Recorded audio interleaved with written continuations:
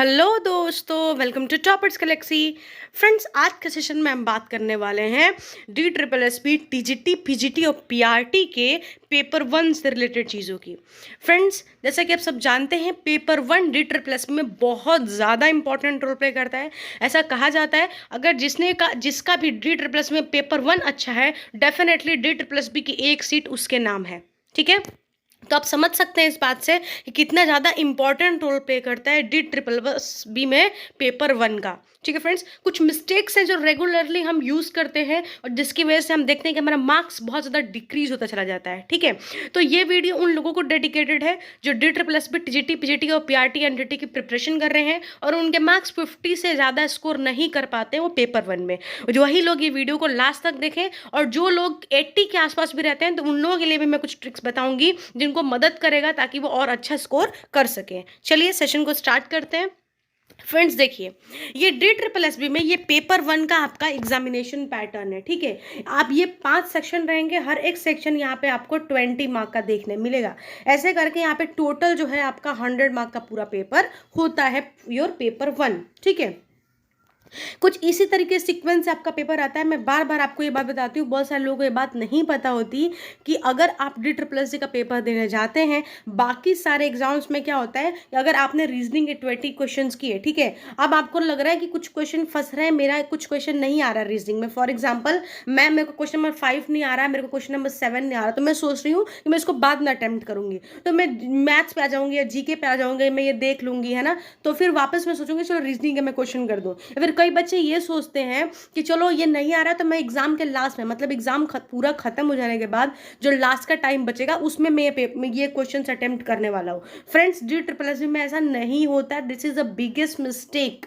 ठीक है, DSSB अपने सेक्शनल का सेक्शनल सबमिशन लेता है। मैं बार बार आपके बात बताती हूँ, सेक्शनल सबमिशन लेता है। बहुत सारे एस्पिरेंट्स इस बात से परेशान होते हैं। ठीक है, DSSB में रीजनिंग है तो आप रीजनिंग दे रहे हो तो रीजनिंग कंप्लीट हो गया, उसके बाद जैसे ही क्वेश्चन नंबर 20 पे आया और आपने सबमिट किया, आप रीजनिंग पे अब वापस नहीं जा सकते हैं पूरे पेपर के दौरान। आई बात समझ में? ये सेक्शनल मॉक है, सेक्शनल, यहाँ पे आपको सेक्शनल सबमिशन लेता है DSSB। इस बात का बहुत ध्यान रखिएगा। अगर क्वेश्चन नहीं आ रहा तो समझ लीजिए या तो आपको अभी करना है, नहीं तो आप बाद में भी उस क्वेश्चन को नहीं कर पाएंगे। सबसे बड़ी मिस्टेक तो एक ये रही। ठीक है, इसके अलावा मेरे पास बहुत सारे स्टूडेंट्स की काफ़ी समय से मैसेजेस आ रहे थे, मेल आ रहे थे, बोल रहे थे कि मैम मैथ्स बड़ी प्रॉब्लमेटिक हो रही है, मैथ्स करने में बहुत प्रॉब्लम हो रही है, मैथ्स समझ में नहीं आ रहा। फ्रेंड्स देखिए, मैथ्स एक ऐसा सब्जेक्ट है जो I completely agree with you, it's not easy for you people जिनका मैथ्स बैकग्राउंड नहीं रहा है, उनको मैथ्स में मार्क्स स्कोर कर पाना बहुत डिफिकल्ट है, क्योंकि DSSB बहुत सारी जो क्राइटेरिया है वो फॉलो करता है, बहुत सारे टॉपिक्स इंक्लूड करता है मैथ्स के। ठीक है, तो बच्चे क्या करने लगे, अभी मैं कुछ बच्चों को भी ऐसे जानती हूँ जो मुझसे अभी काफ़ी समय से कॉन्टैक्ट में भी हैं, वो बता भी रहे थे कि मैम हम मैथ्स को इतना टाइम दे रहे फिर भी मैथ्स में हम अच्छा स्कोर नहीं कर पा रहे, क्या करें। बहुत डर लगता है, ऐसा लगता है कि मैम होगा ही नहीं हमारा DSSB में। ऐसा परेशान होने की आपको ज़रूरत नहीं है। मैथ एक फोबिया टाइप आप बना लियो इसलिए ये सब चीज़ें हो रही हैं, ऐसा नहीं है। देखो क्या होता है ना, अगर कई बच्चों की क्या होता है, हिंदी अच्छी होती है, कई को इंग्लिश अच्छी होती है, कई को रीजनिंग अच्छी होती है, मैथ्स बुरी होती है, किसी की रीजनिंग बुरी होती है, तो सबका अपना स्ट्रेंथ पॉइंट है, सबका अपना वीकनेस पॉइंट भी है। ठीक है, लेकिन जब हम बात करते हैं यहाँ पे, जब हम बात कर रहे हैं कि हमको कैसे भी करके तो 50+ से ज़्यादा मार्क्स लेके ही आना है DSSB में, ठीक है, वो क्या तरीके हैं।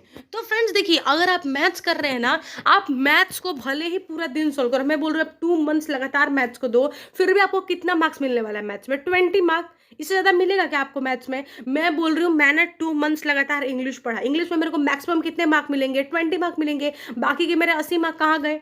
ये बाकी का 80 मार्क तो मैं ये जब चारों पढ़ूंगी तो ना मिलेंगे। अगर मैंने मैथ्स में बहुत मेहनत की, बहुत मान लो मुझे एकदम इतना मैंने मैथ्स में महारत हासिल कर ली कि 20 में से 20 मार्क मेरे को आ रहे हैं, लेकिन what about again this 80 mark? तो आप किसी भी एक सेक्शन पे 100% रिलाई मत हो जाओ। मैं बार बार इस बात को कहती हूँ, ऐसा नहीं कि मैं सिर्फ मैथ ही मैथ किए जा रही हूँ, मेरे को इसी में महारत हासिल करना है, ऐसा नहीं है फ्रेंड्स। आप अपने गोल से मत भटको। आपका गोल है DSSB में एक सीट लेना, और वो सीट तभी मिलेगी जब आप इन सबको परफॉर्म करोगे अच्छा। ठीक है, कई बच्चों को इंग्लिश में भी नहीं आता। मैं ऐसे बहुत सारे स्टूडेंट्स को जानती हूँ जो 2 महीना 3 महीना इंग्लिश पढ़ते हैं, फिर भी इंग्लिश के क्वेश्चन से सॉल्व नहीं होते। ठीक है, क्यों नहीं होते हैं? क्योंकि वो सिर्फ पढ़ते जाते हैं, क्वेश्चन सॉल्व ही नहीं करते एक्चुअल क्वेश्चन। आप एक्चुअल क्वेश्चन सॉल्व करो जो एग्जाम में आए हैं, उन क्वेश्चन को सॉल्व करो। Same with the maths. Maths में क्या क्या टॉपिक पढ़ना है, इंग्लिश में क्या क्या टॉपिक पढ़ना है। फ्रेंड्स मैं आपको बता दूं कि मैंने सारे ही चीज़ें, मैथ्स में कुछ टॉपिक ऐसे होते हैं जो बहुत कॉमन होते हैं, जिनसे एग्जाम में सवाल बनते हैं, वो कुछ ही चैप्टर्स है। उन चैप्टर्स को मैं ऑलरेडी दूसरे वीडियो से बता चुकी हूँ। Definitely go and watch such videos. ठीक है, मैंने ऑलरेडी इन 5 सेक्शंस को कवर किया ही हुआ है। आप वहां पे जाके देखो कि कैसे इन 5 सेक्शन में अच्छा इंप्रूवमेंट ले सकते हो। ठीक है, इसके अलावा आप देखो, ऐसा नहीं है कि इंग्लिश में हर कोई भाई बहुत बड़ा यहाँ पे मतलब बहुत महान आदमी है, ऐसा नहीं है। ठीक है, इंग्लिश भी टाइम कंज्यूम करता है, मैथ्स भी टाइम कंज्यूम करता है। यहाँ पे रीजनिंग में भी ना DSS में बहुत लंबे लंबे रीजनिंग्स आते हैं। ठीक है, सिटिंग अरेंजमेंट का क्वेश्चन आपको SSC लेवल का उठा के दे देगा। कई बार तो आजकल एक क्वेश्चन आता है कि आपको क्वालिफिकेशन पूछ लेगा कि मान लो कोई मिस्टर ए है, मिस्टर ए जो है उसको टेंथ में जो है 10th क्लास में उसको मान लो 60% मार्क्स आए। ठीक है, फिर उसको 12th क्लास में जो है 80% मार्क्स आए। ठीक है, फिर ग्रेजुएशन में जो है उसको जो है सिर्फ 40% मार्क्स आए। ठीक है, और उसके बाद उसने मान लो कोई कंप्यूटर कोर्स करके रखा है, और फिर दे देखिए एक वैकेंसी निकली, उस वैकेंसी में ये बोला है कि 3 साल का एक्सपीरियंस बंदा चाहिए, और ग्रेजुएशन में 40% मार्क्स चाहिए, और मास्टर्स नहीं भी किया होना चाहिए, फिर भी मतलब चलेगा। तो क्या ये मिस्टर ए का सिलेक्शन होगा क्या एग्जाम में? इस तरीके क्वेश्चन पूछ रहा है, आपको 4 ऑप्शन दे देगा, ये चारों ऑप्शन दे देगा, आपको बताना पड़ेगा कि होगा या नहीं होगा, या फिर 4 ऑप्शन में से एक चूज करना पड़ेगा क्या मोस्ट अप्रोप्रिएट आंसर है। तो ये मैं आपको क्यों बता रही हूँ, क्योंकि ये बड़ा टाइम कंज्यूमिंग है। आप जब क्वेश्चन पढ़ोगे ना, आप फर्स्ट रीडिंग में तो मुश्किल है, फर्स्ट रीडिंग में आप पढ़ के क्वेश्चन को कर लो। ठीक है, आप पहला रीडिंग में क्वेश्चन को समझोगे, सेकंड रीडिंग में उसके टर्म्स एंड कंडीशन को समझोगे, थर्ड रीडिंग में जो वो दिया गया है एलिजिबिलिटी क्राइटेरिया वो मिला होगा, तब जाके फोर्थ रीडिंग में आप करोगे। तो समझ रहे हो कितना टाइम कंज्यूमिंग है ये।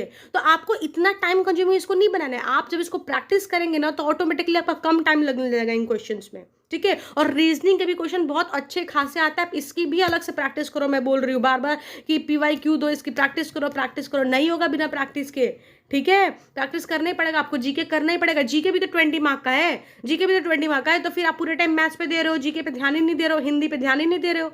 आप ये सोचो कि अगर मान लो जीके अगर 20 मार्क है, जीके में अगर आप 15 मार्क लेके आ रहे हो, हिंदी में आप 15 मार्क लेके आ रहे हो, एग्जाम्पल के तौर पर बता रहे हो, क्योंकि दोनों ईजी है, आराम से कर लोगे। ठीक है, रीजनिंग में भी मान लो आप 15 मार्क ला रहे हो, देखो 15 दूनी 30, 45 मार्क तो आपके यहीं पे हो गए। ठीक है, अब बाकी इसमें से आप 10-10 मार्क भी लेके आओगे। फॉर एग्जाम्पल बोलूँ तो 10 नंबर इसके, 10 नंबर इसके, आपके 20 नंबर, तो यानी कि आप कितने हो गए यहाँ पे, आपके 65 मार्क अपने आप हो गए। आप 70 टच कर रहे हो, 2-4 नंबर इधर उधर मिला के। आई बात समझ में? तो इस तरीके की चीजें हैं यहाँ पे।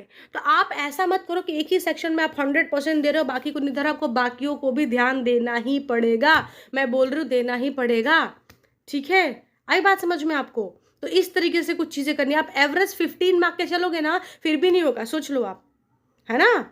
तो क्योंकि मतलब बहुत सारी प्रॉब्लम है ना, आगे आप ऐसे करोगे तो नहीं मैं ऐसे ही देख रहा हूँ, मैं ऐसे ही दे रहा हूँ, ऐसे ही नहीं होता। आपको एक चीज़ को, हर चीज़ पे ध्यान देना। आप एक चीज़ को कितना भी खींच के चलो, वो आपको देना 20 मार्क्स ही है। मैं ये बात बार बार आपको बोल रही हूँ, इसीलिए आप इक्वली प्रोपोर्शन को ध्यान दो। आप इन सारे सेक्शंस को देखो, सारे सेक्शन को मद्देनजर रखते हुए आप पेपर 1 की प्रिपरेशन करो। डेफिनेटली मार्क्स इंप्रूव होंगे ही होंगे। और रामबाण है कि आप जब PYQ जब तक नहीं करोगे, कुछ होना जाना नहीं है, मेरी बात मान लो।